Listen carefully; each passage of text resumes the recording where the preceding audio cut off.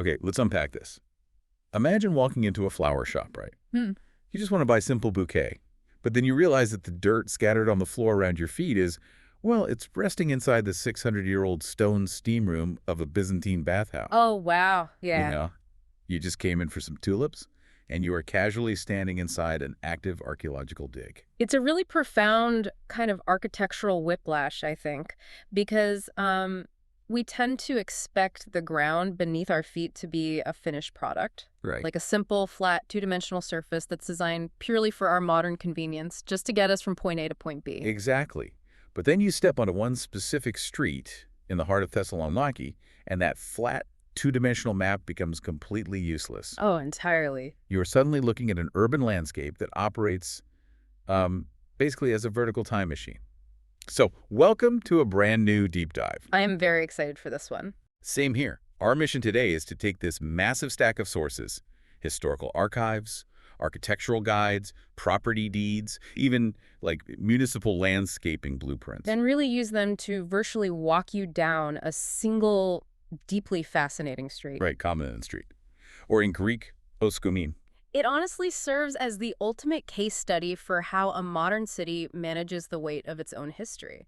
For sure. So whether you consider yourself a hardcore architecture buff, or maybe someone who loves geopolitical history, or, just a person who likes knowing the hidden secrets of the sidewalks you use every day, this deep dive will completely change how you view a city block. It really will. We're going to peel back the literal and figurative layers of this street. We'll explore who it was named after, decode those elite buildings lining the upper floors, and step into that buried bathhouse you mentioned. And eventually we get into this surprisingly intense modern debate about how to literally pave its sidewalks. Right, the cobblestones. But let's start at the very first layer. Because before we even look at the bricks, we have to talk about the name on the street sign itself. The Komnenoi dynasty. Yeah, that's a heavy name. I mean, you don't just slap a name like that on a street without trying to invoke some serious historical authority. You certainly don't. The Komnenoi were, well, they were one of the most formidable aristocratic families in the history of the Mediterranean region. Which says a lot. Right. Their name actually originates from the town of Komni in Thrace, which is up in the Balkans, but their footprint was entirely imperial.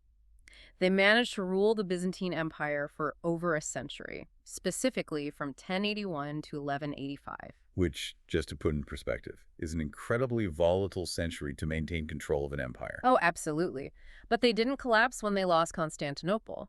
The historical records show that later on, they actually established and ruled the Empire of Trebizond. Wait, really? From when to when? From 1204 all the way to 1261. In that later era, they actually styled themselves as the Megas Komnenoi. Meaning, like, the Grand Komnenoi. Exactly, they were ultimate survivors. But more importantly, they were master power brokers. The dynasty really kicked off with a military leader named Isakios I. Okay. He seized the throne through a coup in 1057. Now, his predecessor in the family line, Manuel Eradicos Komnenos, had laid the groundwork. But Isakios was the one who truly institutionalized their power. But how exactly do you institutionalize power across multiple centuries in a region that is just constantly at war? Well, through really aggressive, highly strategic intermarriage. I mean, they didn't just conquer, they assimilated their rivals. Oh, I see. Yeah, they married into all the other massive historical powerhouses of the era, the Ducas family, the Angelos family, the Palaiologos family. So by doing this, they just built this intricate web of alliances that locked down their influence. Exactly. It basically became impossible to challenge the Komnenoi without also challenging like half the aristocratic wealth in the empire. It sounds like a medieval corporate monopoly. That's a great way to put it. They were basically just buying up all the royal bloodline shares until they had a controlling stake in the empire.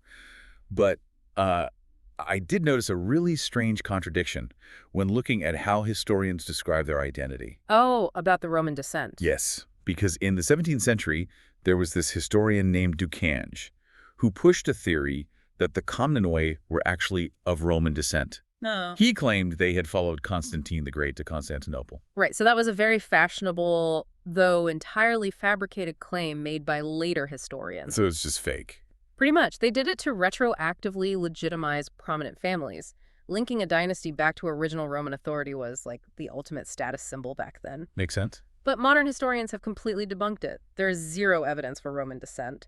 And there are other later theories claiming Aramean roots, but those have also been dismissed. The historical consensus is definitely that they were of purely Greek origin. Okay, so they are a Greek family originating from Thrace. Yeah. Yet the texts from their own era, like their actual contemporaries, referred to them as Anatolians. Yes, they did. But Anatolia is the Asian part of modern-day Turkey.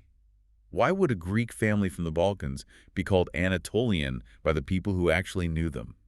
So if we connect this to the bigger picture, that geographic contradiction is really the key to understanding medieval identity.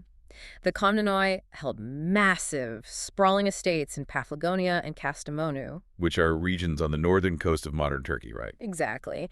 In the Byzantine mindset, identity wasn't really tethered to the strict ethno-linguistic borders or, passport nationalities that we use today. Power and identity were tied to your territorial footprint. Like, where is your wealth generated? Yes. Yeah. Where do your armies come from? Where is your physical infrastructure?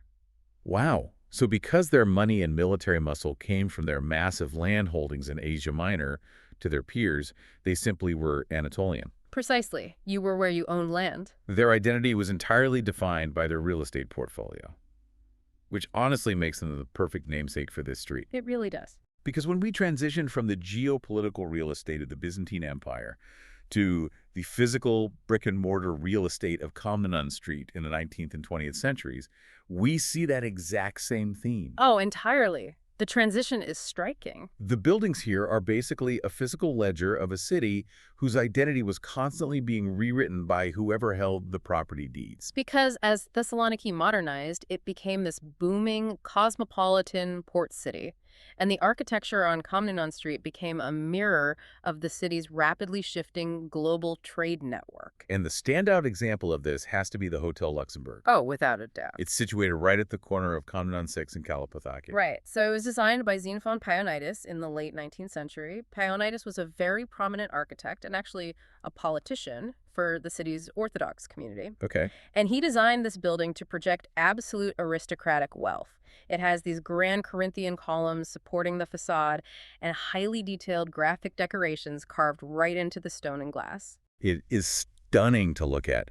But, its aesthetic beauty is almost totally overshadowed by its chaotic chain of custody. It really is. The deeds for this single building tell a wild story, because it was originally built as a seaside mansion called Villa Tsemborga. Right. And then in 1878, it was purchased from an Ottoman owner named Ali Effendi by a Jewish merchant with French citizenship named Tsemborga. Yes. I just have to pause there for a second. A French citizen Jewish merchant buying a prime piece of real estate from an Ottoman official in the late 1800s. What is causing that specific demographic collision? Well, it was the era of the capitulations and essentially the weakening of the Ottoman Empire. European powers were heavily investing in Ottoman port cities. Kind of buying their way in. Exactly. They were gaining special legal and economic privileges for their citizens. And Thessaloniki was at the epicenter of this. It was a vital artery connecting the Balkans to global maritime trade. Oh, so it was a huge magnet for international merchants. Yeah, they were essentially buying up the city to establish trade footholds. And this property just keeps moving. About 10 years later, the building passes into the hands of a Swiss woman named Anna Evelman, or Ullman. Right. Then, in October 1894, it is transferred again, this time, to an Israelite lawyer named Emmanuel Raphael Salem. And it becomes known locally as the Salem House. Which highlights another really crucial layer of the city's identity. At that time, Thessaloniki was widely known as the Jerusalem of the Balkans. Oh, right. It had this massive, thriving Sephardic Jewish population that was central to the city's commercial, legal, and cultural life. So Emmanuel Raphael Salem was a prominent figure in that community. Which is why the building passing to him makes perfect historical sense for the era. Exactly. But the diplomatic life of this building was still evolving. Fast forward to 1915, and the property is rented out by the Italian state to serve as the Italian consulate. It's incredible. It went from an Ottoman owner to a French Jewish merchant to a Swiss woman to an Israelite lawyer to the Italian government. It's like a game of architectural hot potato. It is. But, it acts as a physical core sample of the city's demographics. Yeah. These buildings aren't just pretty facades. Right. They are the physical remnants of Thessaloniki's deeply interconnected global trade hub. The city was a true crossroads where Ottoman, European, and Jewish commercial interests were constantly intersecting and really trading dominance. And you see that intense commercial competition documented all up and down the street. Yeah. It's not just the elite hotels. There are records of aggressive bidding wars for simple retail frontage. Oh, yes, the municipal auction records. Yeah, look at the auction records from 1921. Ah, the Lot 91 auction. So this took place right at the intersection of Komninon 32 and Ermou. Right, and two prominent families, the Angel family and the Noah family, were fiercely competing for this specific lot. They ultimately split at 50-50. Yeah. But then a subsequent 1922 contract shows the Angels strategically securing the exact corner that gave them 9 meters of space on Ermou, but a crucial 17-meter frontage right on Komninon Street. Yes, that frontage was everything. But why fight so hard for just a few extra meters of frontage on this particular street? Well, it's because of where that street led. That lot connected directly to the Modiano Market arcades. And the Modiano wasn't just like a simple bazaar. It was a modern, glass-roofed architectural marvel of the time. It was the absolute commercial heart of the new city. So everyone wanted to be there. Securing 17 meters of display windows facing the foot traffic heading into that market. That was the 1920s equivalent of owning a prime billboard in Times Square. Wow. The scale of the city's modernization during this period is just incredible. Mm-hmm. The archives even point to the the YMCA building, located just nearby at Exanth Square. Yeah, built between 1924 and 1934 by the architect Marinos de la Decimus. Right, and it's huge, isn't it? Massive. It's a 7,500 square meter structure. Yep. And while it isn't located directly on Komninon, its construction during the exact same era really contextualizes the explosion of grandeur and civic ambition that was sweeping through the city center. Especially after the fire. Exactly. Following the Great Fire of 1917, Thessaloniki was rapidly modernizing, pushing upward and outward. But here's where it gets really interesting. Because as the city pushed upward, building these grand elite hotels and massive civic centers on the upper floors, it was literally burying its past on the ground floor. Literally burying it, yes. This is where the physical archaeology of Komninon Street becomes almost surreal. If you walk past those beautifully preserved 19th century buildings today, you're actually walking directly on top of, and in some cases right through, an ancient Byzantine and Ottoman-era bathhouse called the Pazar Hammam. The architectural layout of the hammam is fascinating, especially the women's section, because traditional bathhouses are entirely focused on temperature regulation, right? You have a cold room, a warm room, and a hot steam room. Right. But crucial to this process is the tepid room. Which acts as the buffer zone. Yes. It's the transitional space where the bather's body adjusts between the harsh extremes of heat and cold. It requires very specific stone architecture to maintain that middle ground climate. And this ancient transitional room just happens to connect directly to the modern route of Komninon Street. But it doesn't connect smoothly at all, because the modern street level is substantially higher than the original stone floor of the ancient bathhouse. Right. I think we always forget that cities literally rise over time. Layers of dirt, paving stones, new foundations from destroyed buildings, they all just stack up over centuries. So the street outside was suddenly sitting much higher than the floor inside. Yeah. The city faced a very practical problem. How do you utilize this massive stone structure that is now essentially sitting in a pit? And their solution was shockingly blunt. Yeah. They basically just backed up carts and filled the floor of this priceless ancient hammam with dirt and rubble until it rose up to meet the new, higher street level. Yeah. Then they just knocked a disproportionately large door right through the historical stone wall. I mean, it is a very pragmatic, if somewhat brutal, approach to historical preservation. Pragmatic is definitely one word for it. Because today, that ancient, perfectly climate-controlled transitional room functions as a nuzeri, a local tavern. Yeah, it's amazing. And the surrounding rooms of the hammam are utilized by the famous Lula de Dica, the historic flower market. Like, one of the ancient domed hot rooms is used by a flower shop specifically to store giant mounds of potting soil. Oh, yeah. And another room serves as a storage closet for stacks of plastic plant pots. Talk about accidental urban recycling. The visual dissonance is striking. But, what's fascinating here is how it completely challenges our modern, often sterilized view of history. Yeah, so. Well, we have been conditioned to think that historical monuments should be pristine, like cordoned off behind velvet ropes or placed inside glass cases in a museum. But a city is a living organism. It has a metabolism. It organically absorbs its ruins. You just digest them into whatever it needs today. Exactly. The Bizarre Hammerland isn't a dead monument.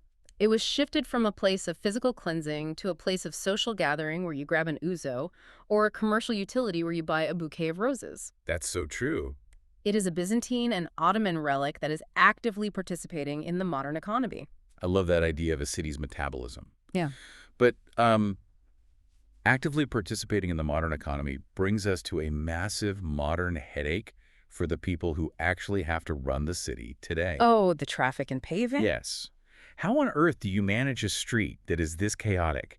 You have high-end 19th century aristocratic hotels operating right next to ancient bathhouses that have been turned into bustling taverns and flower shops. What does the infrastructure for that even look like? It is the defining nightmare of modern urban planning. And it leads us directly to the current debate over pedestrianization. Like, how do you physically cover the ground of a street with this many conflicting identities? Well, the municipal blueprints show a very specific project aimed at calming this chaos.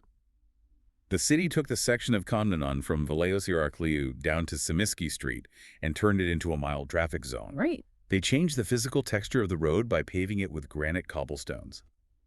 And the logic is brilliant, really.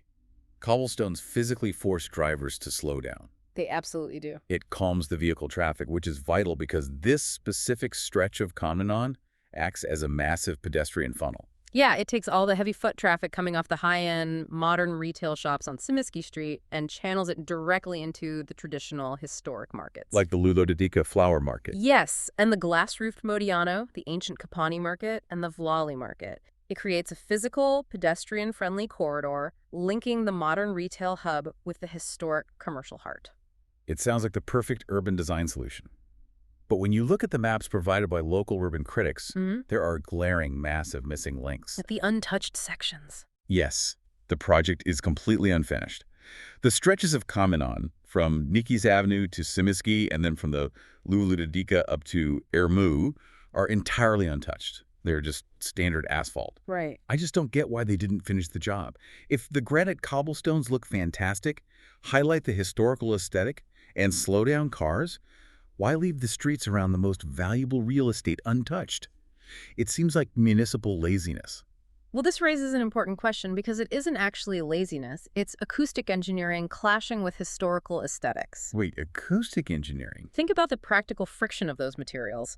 Granite cobblestones do force cars to slow down, but what happens when a heavy delivery truck or a taxi drives over uneven granite blocks? It creates a massive amount of noise. A tremendous amount of tire roar and vibration. Now, who occupies those untouched stretches of Komninon Street? Luxury hotels. Exactly. The guests staying in those elite historic hotels. Oh, wow. Yeah, imagine paying for a luxury suite in the Hotel Luxembourg, hoping for a relaxing vacation, and being woken up at 5 a.m. by a delivery truck rattling over granite cobblestones right beneath your balcony. That is the delicate balancing act of urban planning. Do you prioritize the historical, pedestrian-friendly, visual aesthetic of the past? Or do you prioritize the quiet comfort and economic reality of the present? Right. Because if the tourists in the hotels can't sleep, the hotels suffer. If the hotels suffer, a major pillar of the local economy suffers. The city was forced to find a material compromise between looking like a museum and functioning as a commercial hub. That makes total sense. And we see an even more extreme version of that material compromise in how the city had to handle the paving immediately surrounding the Bizarre Hamam. Oh, yes. That was intense. They couldn't just pour cement over the dirt. The municipal documents detail what looks more like a surgical operation than a landscaping job. The precision required was staggering, because modern infrastructure is inherently hostile to ancient stone. Right. So to pave the area around the monument so they could put out modern cafe tables, the crews had to excavate a trench exactly 50 centimeters away from the ancient wall. Yeah. Down to a precise depth of 30 centimeters. Yeah. Then they laid down a specific bed of gravel purely for drainage. Because modern street runoff, which contains oils and chemicals, would erode the Byzantine stone in a matter of years. Exactly. And to prevent that, they installed flexible asphalt waterproofing membranes over the gravel. And then, my absolute favorite detail, Before they could lay down the new 10 by 10 by 6 centimeter cement blocks for the new sidewalk, they had to place large sheets of styrofoam directly against the ancient monument. Literally modern industrial packing material. Yes. It acts exactly like a surgeon packing a vital organ with gauze during an operation. You are trying to install a heavy, rigid, modern cafe seating area directly against a delicate, centuries-old structure. The styrofoam acts as a shock absorber, a buffer against the vibrations and weight of the modern world. It's just wild to think about. So, if we take a step back and look at the incredible journey we have just taken down this one single street, we started by looking at the street sign, bearing the name of the Grand Byzantine Komnenos dynasty, whose power and identity were entirely tied to their massive real estate holdings in Asia Minor. Right, and then we walked past the Corinthian columns of the Hotel Luxembourg, a building that physically changed nationalities 5 times in 40 years. From Ottoman to French to Swiss to Sephardic Jewish to Italian. Exactly, acting as a perfect mirror of a booming, shifting global port city. Then we stepped down below street level into the Pazar Hammam, an ancient transitional steam room that now stores dirt for flower pots and serves ouzo to locals, really proving that a city doesn't preserve its history, it digests it. And finally, we ended up navigating a complex municipal debate about how granite cobblestones ruin the sleep of luxury hotel guests and how styrofoam is used to perform surgery on ancient walls. It's incredible. So the overriding takeaway from this walk is that a city is never a static postcard. No, it's a living, breathing document. Every single layer of brick, every layer of dirt dumped into a bathhouse, and every poured slab of asphalt tells the story of survival, economics, and adaptation. It really is a vertical time machine. It really is. So as you, the listener, process all these buried layers of Komninon Street, what is the final thought you want to leave them with today? I keep coming back to those municipal landscaping blueprints. Yeah. That incredibly specific detail that in order to build the new accessible sidewalks for the cafe, the city literally had to lay down heavy asphalt membranes and sheets of industrial styrofoam to completely seal off and protect the ancient walls of the hammam. Right? Think about that the next time you take a walk down a street in your own city. The modern city literally has to insulate and barricade its past just to survive its present. Wow. How many other ancient foundations, bathhouses, or lost mansions are sitting just inches beneath your feet right now, completely sealed off, protected in the dark by the very sidewalks that were designed to help you explore the city? That is such a wild thought. The next time you look down at a flat line on a map or a flat stretch of pavement, remember, it isn't the end of the story. It's a sealed envelope just waiting to be opened.